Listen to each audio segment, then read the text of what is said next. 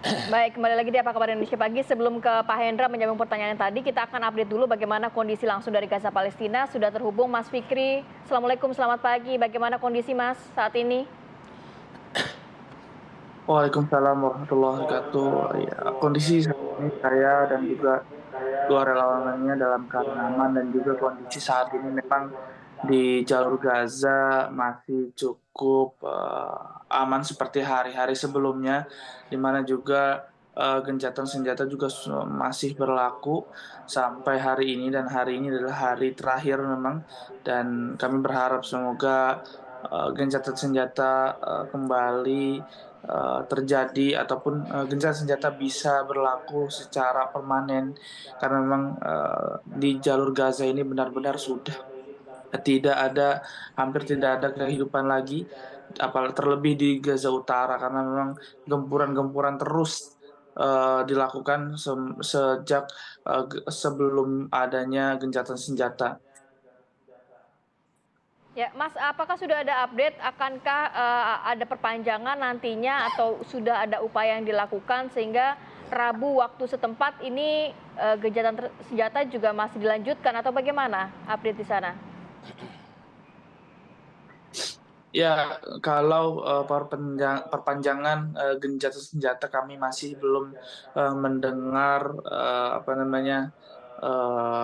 berita terupdate-nya. Namun sejak berjalannya gencatan senjata 4 hari dan pada hari Senin kemarin memang kami mendengar bahwa dengan berita-berita yang beredar di masyarakat bahwa ada 4 sampai 6 hari lagi gencatan senjata akan berlaku, namun saat itu hanya 2 hari saja gencatan senjata, dan kami berharap semoga gencatan senjata masih terus berlaku untuk hari-hari kemudian.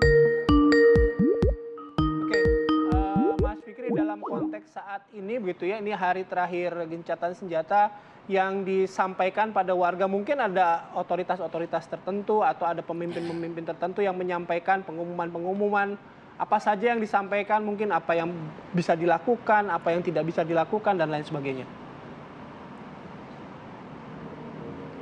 Iya, memang kami juga terus menggali informasi setiap harinya, bahkan juga kita selalu mengupdate informasi setiap jamnya. Namun, emang sampai saat ini juga saya belum bisa mendapatkan informasi terbaru, di mana juga kemarin juga ketika hari terakhir, ketika gencatan senjata 4 hari saat itu, ketika hari terakhir kami mendapatkan informasi itu malam hari yang memang pada jam 12 malam itu seharusnya sudah berakhir, namun alhamdulillah ternyata masih ada 2 hari pengunduran dan kemungkinan juga gencatan senjata informasi akan terus menyebar luas saat nanti malam hari waktu setempat, dan juga memang warga sangat-sangat berharap sekali bahwa gencatan senjata ini terjadinya bersifatnya permanen sehingga para warga bisa kembali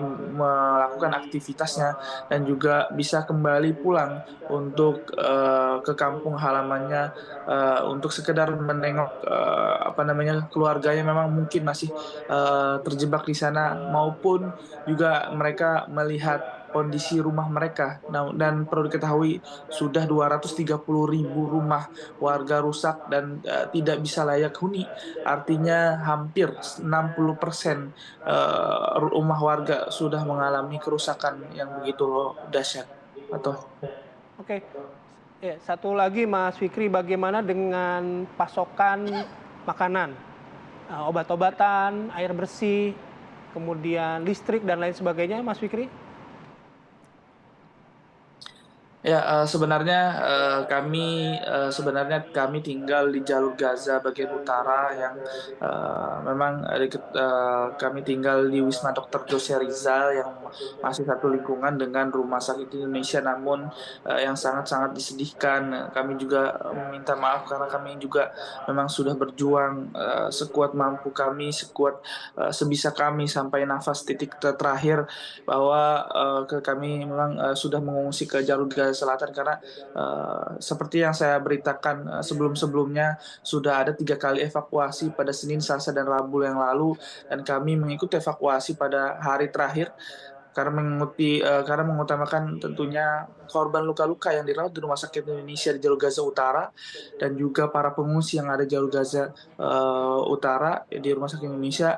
Dan saat ini sebenarnya kondisi di jalur Gaza Selatan dan Utara sebenarnya tidak jauh berbeda, di mana kami masih juga dan para warga juga masih sulit mendapatkan air bersih, terutama untuk air minum yang kami saat ini mengungsi di sekolahan yang memang berdekatan dengan Rumah Sakit Indonesia dan juga dekat Rumah Sakit Eropa maksud kami di jalur Gaza bagian selatan di kota Khan Yunis, dan juga mereka juga sulit mendapatkan makanan karena rata-rata mereka bukan berasal dari kota yang tempat mereka lahir, sehingga mereka tidak mempunyai kompor misalnya untuk mereka memasak. Namun beberapa kali ada bantuan datang dari pemerintah Palestina, namun juga banyak sekali bantuan-bantuan yang sudah masuk ke jalur Gaza. Namun saya juga sudah meliput beberapa warga yang memang mereka misalnya mengantri dalam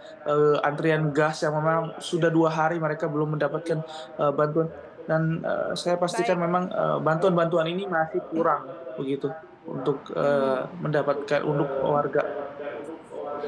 Baik, Mas Fikri, terima kasih banyak Mas. Sehat selalu, jaga keselamatan, apalagi saat ini di musim dingin ya, kabarnya di sana juga ya.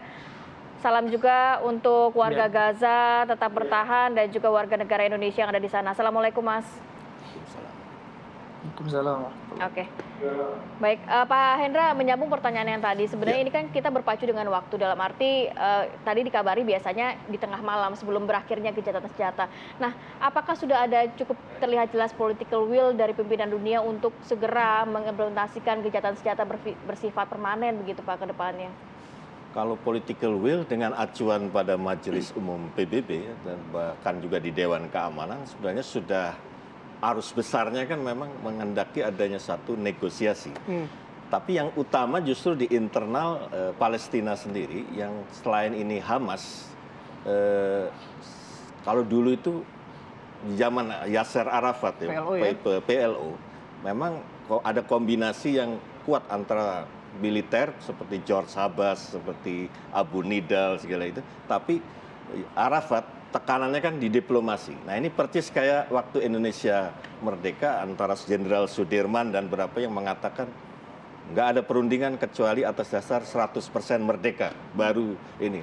Jadi resisten kan, perlawan bersenjata. Tapi ada Sahrir, ada Agus Salim yang menekankan diplomasi. Memang secara strategis seakan-akan split, tapi sebetulnya buat Soekarno-Hatta itu tesis antitesis yang itu akhirnya terbukti dengan KMB itu, dengan walaupun ada banyak yang nggak ideal, tapi akhirnya itu dasar Indonesia merdeka tahun 49. Nah di sini saya lihat di aspek politik diplomasi ini harus cepat, selain memang kekuatan militer lagi di atas angin dan kekuatan global melalui moral force juga menguat.